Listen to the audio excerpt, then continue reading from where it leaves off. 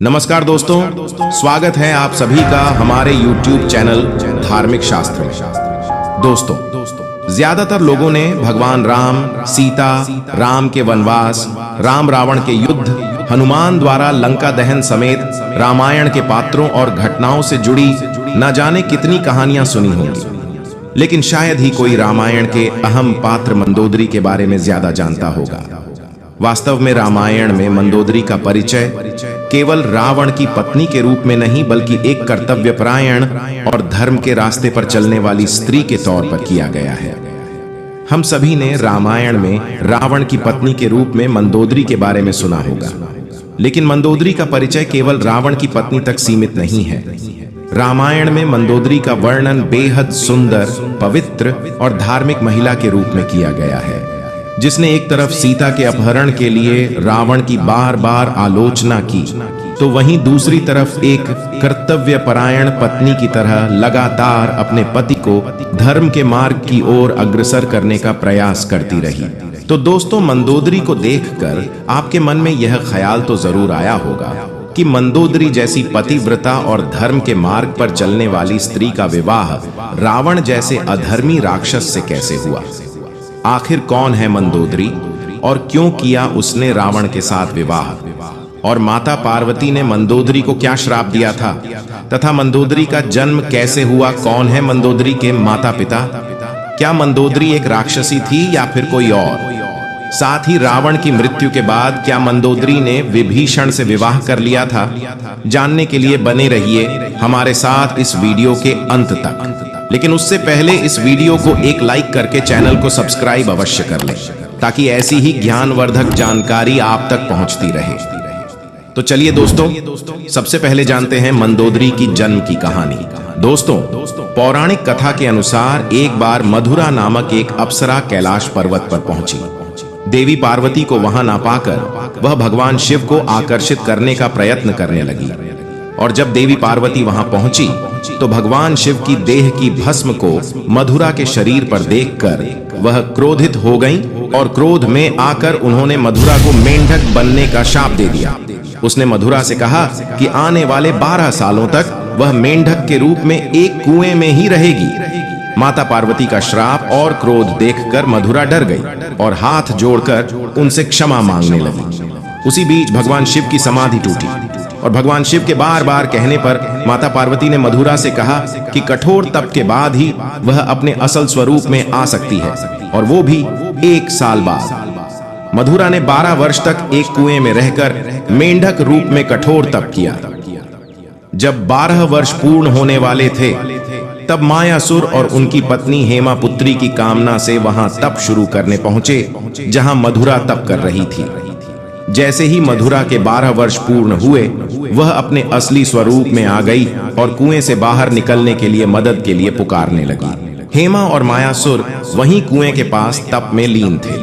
मधुरा की आवाज सुनकर दोनों कुएं के पास गए और उसे कुएं से बाहर निकाल लिया। बाद में उन दोनों ने मधुरा को गोद ले लिया और उसका नाम मंदोदरी रख दिया। इस प्रकार मंदोदरी के माता पिता मायासुर और हेमा थे। मंदोदरी बहुत ही सुंदर और आकर्षक थी। मंदोदरी 5 कन्याओं में से एक थी। उसे चिरकुमारी भी कहा जाता था। एक बार रावण मायासुर से मिलने उसके महल में गया, तो वहां उसने मंदोदरी को देखा और उस पर मोहित हो गया। उसने मायासुर से मंदोदरी का हाथ मांगा, लेकिन मायासुर ने मना कर दिया, जिससे रावण नाराज हो गया और मंदोदरी को उससे शादी करने के लिए मजबूर करने लगा।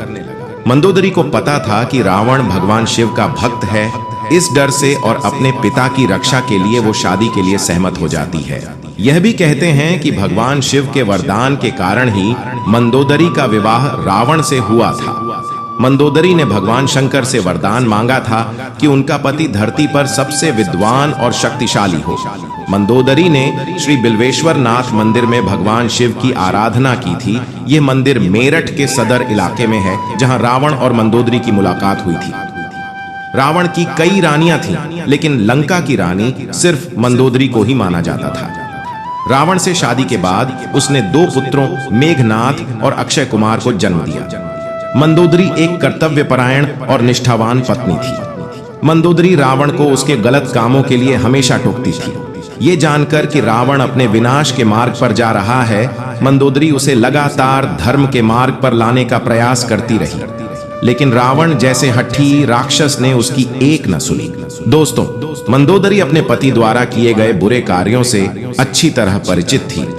वह हमेशा रावण को यही सलाह देती थी कि बुराई के मार्ग को त्याग कर सत्य की शरण में आ जाए, लेकिन अपनी ताकत पर घमंड करने वाले रावण ने कभी मंदोदरी की बात को गंभीरता से नहीं लिया।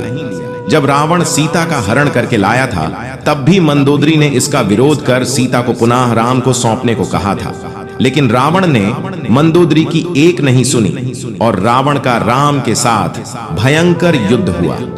ऐसा माना जाता है कि राम रावण के युद्ध में एकमात्र विभीषण को छोड़कर उसके पूरे कुल का नाश हो गया था। रावण की मृत्यु के पश्चात रावण के कुल के विभीषण और कुल की कुछ महिलाएं ही जिंदा बची थी।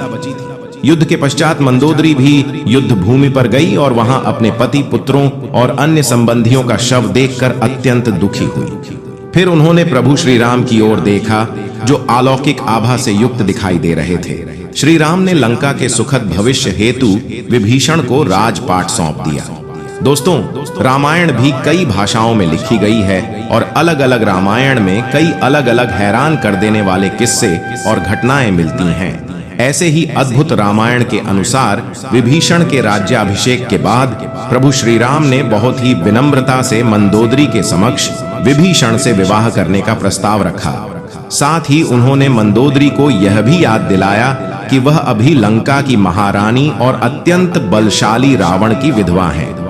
कहते हैं कि उस वक्त तो उन्होंने इस प्रस्ताव पर कोई उत्तर नहीं दिया। जब प्रभु श्री राम अपनी पत्नी सीता और भ्राता लक्ष्मण के साथ वापस अयोध्या लौट गए, तब पीछे से मंदोदरी ने खुद को महल में कैद कर लिया और बाहर की दुनिया से अपना संपर्क खत्म कर लिया। कुछ समय बाद वह पुनः अपने महल से निकली और विभीषण से विवाह करने के लिए तैयार हो गई। लेकिन मंदोदरी के बारे में इस बात पर विश्वास करना थोड़ा मुश्किल है, क्योंकि मंदोदरी एक सती स्त्री थी जो अपने पति के प्रति समर्पण का भाव रखती थी। ऐसे में मंदोदरी का विभीषण से विवाह करना अपने आप में हैरान करने वाली घटना है।